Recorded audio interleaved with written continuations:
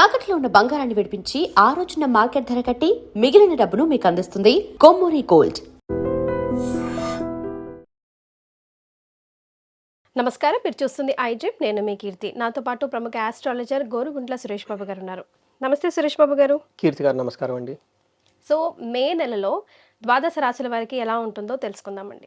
ఓం గం గణపతియే నమః. స్వర్ణలక్ష్మి నమస్తే అస్తు. పరబ్రహ్మ స్వరూపిణి రాజ్యం దేహి ధనం దేహి సర్వకామాంచ దేహి మే. స్వర్ణలక్ష్మి అమ్మవారు ప్రతి ఒక్కళ్ళకి రాజ్యాధికారాన్ని, ధనాన్ని, ఇష్టకామ్యాన్ని, వాళ్ళ మనసులో ఏముందో ఆ కోరికలు తక్షణమే నెరవేర్చే ఒక శక్తి ఇవ్వాలని కోరుకుంటూ, అంతేకాకుండా ప్రతి ఒక్కరికి బ్రహ్మజ్ఞానం కలిగి ఉండాలి. ఎప్పుడు నవ్వుతూ హ్యాపీగా ప్రతి జీవితంలో ఉన్న ప్రతి నిమిషాన్ని ఎంజాయ్ చేసే ఒక గొప్ప మనస్తత్వాన్ని, శక్తిని అమ్మవారికి ఇవ్వాలని చెప్పేసి మనం కోరుకుంటూ 12 రాసుల వారికి ఎలా ఉందో చూద్దాం. అందులో ముఖ్యంగా చెప్పుకోబోయే ముందు ఈ యొక్క మే మంత్కి చాలా విశిష్టతలు ఉన్నాయండి. ఒకటి, ఇది మనకి వైశాఖ మాసం పౌర్ణమితో స్టార్ట్ అవుతుంది. ఆ రోజున మనకి బుద్ధ పూర్ణిమ అని అంటారు, వైశాఖ పూర్ణిమ అంటూ ఉంటారు. ఇది అక్కడ నుంచి స్టార్ట్ అయిపోయి జ్యేష్ఠ మాస పూర్ణిమతో ఎండ్ అవుతుంది. అంటే పూర్ణిమతో స్టార్ట్ అయ్యి పూర్ణిమతో ఎండ్ అయిపోతుంది. ఇంకొకటి, కొన్ని చోట్ల మనకి దీంతో కాకుండా కర్తరి అని వస్తుందండి. అంటే ఈ కర్తరిలో ఎక్కువగా ముహూర్తాలు, అంటే పెళ్ళిళ్ళు కానివ్వండి, గృహ ప్రవేశాలు, తర్వాత కన్స్ట్రక్షన్ కొత్తగా స్టార్ట్ చేయటాలు, కొన్ని వాటిని నిషేధించారు. తెలుసుకొని అవి ముహూర్తాలకు వాడొచ్చలేదని గమనించుకొని ముందుకెళ్తే బాగుంటుంది. ఇంతేకాకుండా వీళ్ళకి ఈసారి కొన్నిసార్లు కొంతమందికి హనుమ జయంతి పరిస్థితులను బట్టి కొంతమంది చేస్తూ ఉంటారు. అది కూడా కొంచెం గమనించుకొని మిక్స్డ్గా ఉంటుంది కాబట్టి గమనించుకొని చేసుకోవాలని చెప్పేసి నేను కోరుకుంటున్నానండి. యాస్ట్రాలజికల్గా అంటే గ్రహాల పరంగా చూసుకుంటే 4 గ్రహాలు మారుతున్నాయి. ఇందులో ఫస్ట్ గ్రహం మారేది మనం చూస్తే 4 గ్రహాలు మారుతున్నాయి. కుజుడు వచ్చేటప్పటికి మే 11వ తారీఖున మారుతున్నాడు, 14వ తారీఖున శుక్రుడు మారుతున్నాడు, బుధుడు, సూర్యుడు వచ్చేటప్పుడు 15వ తారీఖు మారుతున్నారు అనమాట. ఈ గ్రహాల యొక్క మార్పు వల్ల మనకి 12 రాసుల వరకు ఎలా ఉందో కూడా తెలుసుకుందాం అనమాట. సో సురేష్ బాబు గారు, కర్కాటక రాశి వారికి మే నెల ఎలా ఉందో తెలుసుకుందామండి. సో కర్కాటక రాశి వాళ్ళకి అన్ని విషయాలు సూపర్గా బెస్ట్గా ఉన్న ఈ మంత్లో ఇది నెంబర్ 1 ర్యాంక్ ఇచ్చేయచ్చు దీనికి. ఈ రాశి వాళ్ళకి ఓకే, చాలా బాగుంది. అన్ని ప్లానెట్స్ చాలా అనుకూలంగా ఉన్నాయి. ఇందులో ఫస్ట్ తెలుసుకుపోయే ముందు పునర్వసు 4వ పాదం, పుష్యమి 1, 2, 3, 4 పాదాలు, ఆశ్లేష 1, 2, 3, 4 పాదాలు అంతా కర్కాటక రాశిలో ఉంటారు. ఈ మంత్ నుంచి కర్కాటక రాశి వాళ్ళకు ఉన్న ప్రాబ్లమ్స్ అన్ని పోయి నెక్స్ట్ లెవెల్కి వెళ్ళిపోతారండి లైఫ్ వీళ్ళకి. ఇందులో మనకి 4 గ్రహాలు మారటంతో ప్రతి గ్రహం ఒక అద్భుతమైన రిజల్ట్ అయితే వీళ్ళకి ఇస్తుంది. సూర్యుడు వల్ల వీళ్ళకి 2 లాభాలు ఉంటాయి. ఒకటి, క్రియాఫలం అంటే ప్రొఫెషన్లో బాగుంటారు. రెండోది, అనుకున్న పనులు చక్కగా కంప్లీట్ అవడంతో లాభప్రదంగా ముగుస్తుంది. సూర్యుడు చాలా మంచి యోగ్యతను ఇస్తూ ఉన్నాడండి వీళ్ళకి. అందులో కృతికా నక్షత్రంలోకి వెళ్ళటంతో వీళ్ళకి బాగా యూజ్ఫుల్గా ఉంటుంది. బుధుని వల్ల పుష్టిగా ఉంటారు. శుక్రుని వల్ల ధనం ప్రవాహం బాగుంటుందని గమనించాలి. కుజుని వల్ల కొంచెం మిక్స్డ్ రిజల్ట్ ఉంటుందండి. అవి కూడాను ఉద్యోగంలో విపరీతంగా ప్రెషర్ ఉంటుంది. But that can be manageable. అంటే ఉద్యోగంలో రెస్ట్లెస్ లేకుండా దూకుడుగా ఏదో చేయాల్సిన పరిస్థితి అయితే వస్తుంది. మిగతా అన్ని విషయాల్లో బాగుందని చెప్పుకోవాలి. ఇందులో మనకి మహర్షుల సంస్కృతిలో ఏం చెప్తారంటే, సూర్యుడు 11వ స్థానంలో అంటే 10 నుంచి 11కి వెళ్తున్నారు. 10లో సూర్యుడు ఉన్న దిగ్బలం బాగుండి చాలా స్ట్రాంగ్గా ఉంటారు. పేరు బలం ప్రకారం చూసుకుంటే హీ, హూ, హే, హో, డాడీ, డూడే అన్న లెటర్స్ ఎవరిదైనా వాళ్ళ బాగా పాపులర్ పేరు ఫస్ట్ లెటర్ ఇది ఉంటే కర్కాటక రాశి వస్తుంది. మనం చెప్పుకునే విధంగా సూర్యుడు వీళ్ళకి 10 నుంచి 11కి వెళ్తున్నారు. వీళ్ళకి ఒక 45 డేస్ చాలా బాగుంటుందండి. సూర్యుడు యొక్క ప్రభావం చక్కగా ఉండటంతో మెయిన్ ప్రమోషన్స్ వస్తాయి. ఉద్యోగంలో అప్పటిదాకా బాస్తో ఏమైనా మనస్పర్ధలు ఉంటే అవన్నీ తొలగిపోతాయి. ఎక్కడైనా అన్సర్టనిటీ ఉంటే అవన్నీ క్లియర్ అయిపోతాయి. గవర్నమెంట్ అఫీషియల్స్ నుంచి ఏదైనా సపోర్ట్ రావాల్సి ఉంటే ఈ టైంలో వస్తూ ఉంటుంది. పొలిటీషియన్కి ఒక బెస్ట్ టైం అని మనం చెప్పుకోవచ్చు. వీళ్ళకి 11th హౌస్లో సూర్యుడు ఉండటంతో అర్ధచ్చ స్వకులాచార గృహే నృత్యోత్సవం శుభం నిత్య మాధుర్య భుక్తిచ్చ అని చెప్తారు. అంటే గృహంలో ఎప్పుడు శుభకార్యాలు జరుగుతూ ఉంటుంది, ఇల్లంతా శోభాయమానంగా ఉంటుంది. మంచి చక్కగా వాళ్ళ వంశానికి సంబంధించిన పద్ధతులు అవన్నీ పాటిస్తూ అందరినీ గౌరవిస్తూ ముందుకెళ్ళిపోతూ ఉంటారు. కొత్తగా ఉద్యోగంలో చేరే వాళ్ళకి ఖచ్చితంగా చాలా మంది చేరతారు. ఎందుకు, ఎవరికైనా ఉద్యోగాలు కనుక లేకపోతే ఇది బెస్ట్ టైం వీళ్ళకి ఉద్యోగంలో చేరటానికి. సూపర్. కుజుడు వీళ్ళకి ఏమవుతుందంటే ఈ టైంలో వీళ్ళకి సదా సంచార ఉద్యోగంలో అటు ఇటు బాగా తిరుగుతూ ఒత్తిడిగా ఉండే అవకాశం ఎక్కువగా ఉంటుంది. టయానికి భోజనం చేయకపోవటము.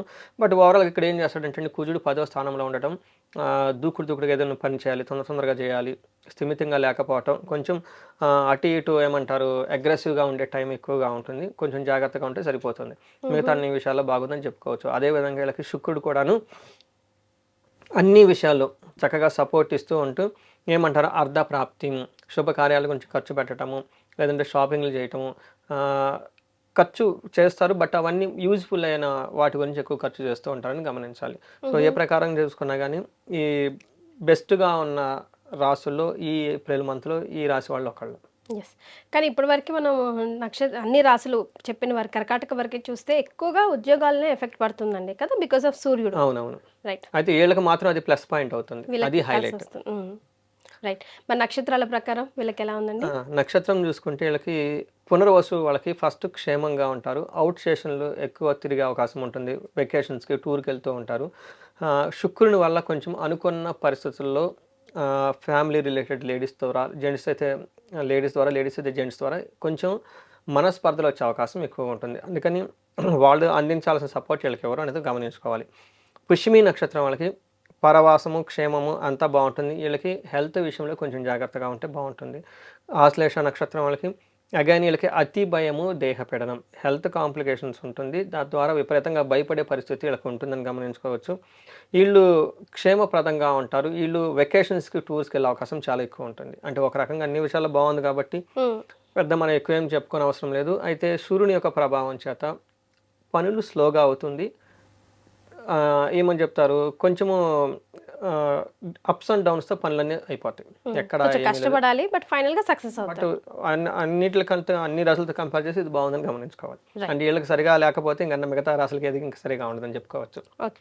సో కర్కాటక రాశి వారికి నక్షత్రాల ప్రకారం, గ్రహాల ప్రకారం కలిసి వస్తుంది కాబట్టి ఏం రెమెడీస్ చేసుకోవాలంటారు? ఒకవేళ లేదు మాకంతా బాగాలేదు అన్న వాళ్ళకి మీరు ఏం సూచన చేస్తారు? కుజుని యొక్క ప్రభావంతో ఒత్తిడి ఎక్కువ ఉంటుందండి. దీని నుంచి తట్టుకోవడానికి వీళ్ళకి సుబ్రహ్మణ్య స్వామి భుజంగ స్తోత్రం చదువుకున్న నాగులు కట్ట అని ఉంటుంది, అశ్వత్ కట్ట అంటారు, లేదంటే నాగులు అంటారు కదండి. అక్కడ వీళ్ళకి అభిషేకం లాగా చేసి కొంచెం టైం అక్కడ స్పెండ్ చేస్తే బాగుంటుందండి. దీపారాధన కనుక చేస్తే బాగుంటుంది. ఇంకా ఆంజనేయ స్వామికి సంబంధించిన హనుమాన్ కార్యసిద్ధి మంత్రం చదువుకున్న, హనుమంతుడికి సంబంధించిన శనివారాలు కొంచెం నిష్టగా గుడులు అవి తిరుగుతున్నా బాగుంటుంది. మంగళవారం రోజున కందులు దానం చేస్తే వీళ్ళకి ఇంకా బాగుంటుంది. అంటే ఇంటికి సంబంధించిన పరిహారాలు చేస్తే సరిపోతుంది, ఇంక వేరే పెద్ద ఏం అవసరం లేదు. ఎక్కువగా వీళ్ళు తొందరగా పనులు చేయాలి, ఓవర్ నైట్ ఏదో సాధించాలి అన్న దూకుడుతనాన్ని తగ్గించుకొని ప్లానెడ్గా చేస్తే బాగుంటుంది.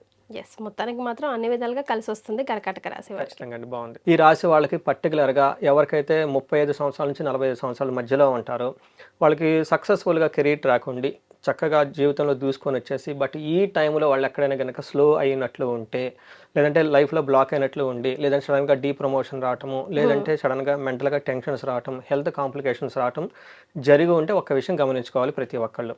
ఎందుకంటే ఆ ఏజ్లో వీళ్ళకి శాపాలు అనేవి యాక్టివేట్ అవుతూ ఉంటాయి, లేదంటే గ్రహ దోషాలు యాక్టివేట్ అయ్యి ఉంటాయి అనమాట. ఇవి చాలా చాలా ఇంపార్టెంట్. కొంతమందికి బాలారిష్టాలని చిన్న వయసులో ఉంటాయి, కొంతమంది పెళ్లి టైంలో వచ్చేటప్పటికి మ్యారేజ్కి సంబంధించిన యోగాలు యాక్టివేట్ అవుతాయి.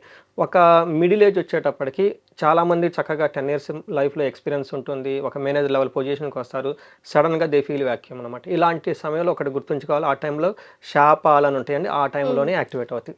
ఇవి ఒకసారి అలా అనిపించినప్పుడు జాతక చక్రం చూపించుకొని ఇండివిజువల్గా దానికి సంబంధించిన పరిహారాలు అవన్నీ చేసుకుంటే చక్కగా ఈజీగా పరిహారాలు చేసుకోవడం ద్వారా పోతాయి. సపోజ్ శాపాలు అనుకోండి, మాతృశాపం అంటారు, పితృశాపం అంటారు, దైవశాపము. నిన్న ఒక హారోస్కోప్లో చెక్ చేస్తుంటే వాళ్ళకి ఆత్మశాపం, అంటే వాళ్ళని తిట్టుకుంటూ ఉంటారు, అలా కూడా చేసుకోకూడదండి.